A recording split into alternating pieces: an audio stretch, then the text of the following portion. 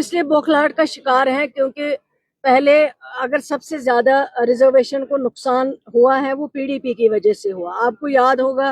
क्योंकि ये मैं ऐसे नहीं बोल रही हूँ, आपके पास रिकॉर्ड होगा, जब इलेक्शन में उन्होंने बात की है तो एक लीडर ने कुछ कहा, दूसरे लीडर ने कहा ये हमारी बात नहीं है, इसका खुद का जाति का मसला है। तो उनको लगता था कि हम नेशनल कॉन्फ्रेंस को इसके ऊपर निशाना बनाएंगे और हम जो स्टूडेंट्स हैं उनको यूज करेंगे सियासी तौर पे। लेकिन मैं समझती हूँ कि स्टूडेंट जो हैं वो बहुत समझदार हैं, पढ़े लिखे हैं, वो किसी के बहकावे में नहीं आए और ना आगे आएंगे, ना हमारे बहकावे में, ना किसी और के बहकावे में। उनका जो अपना पॉइंट ऑफ व्यू था वो उन्होंने सरकार के सामने रखा और सरकार ने कोशिश की कि उस पॉइंट ऑफ व्यू को एड्रेस करने की। जैसे उसी टाइम ऑनरेबल चीफ मिनिस्टर साहब ने एक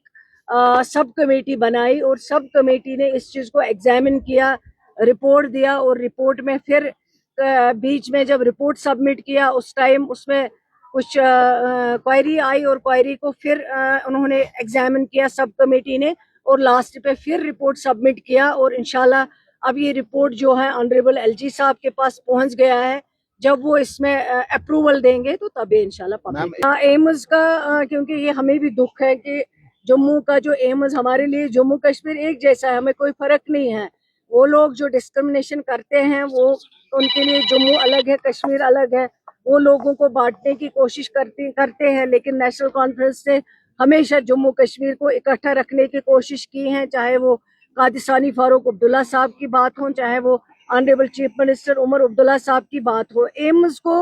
मैं समझती हूँ पहले जितना डिले हुआ है, पहले लैंड को लेके इतना टाइम जो है वो ज़ाया किया गया हुआ है, उसके बाद जो पहलगाम का इंसिडेंट है उसको लेके टाइम ज़ाया किया गया। मैं खुद 2-3 बार गई, ऑनरेबल चीफ मिनिस्टर साहब गए, हमने मीटिंग्स की हैं, लेकिन उन्होंने कहा था कि इस बार जो है एडमिशन हम कर लेंगे बच्चों के। लेकिन जो पहलगाम का इंसिडेंट हुआ है उसकी वजह से उन्होंने थोड़ा पीछे चले गए वो, क्योंकि उनके जो काम करने वाले थे वो वहाँ पे नहीं रह पाए। तो अब हम अपनी तरफ से कोशिश कर रहे हैं कि जिस तरह जम्मू का एम्स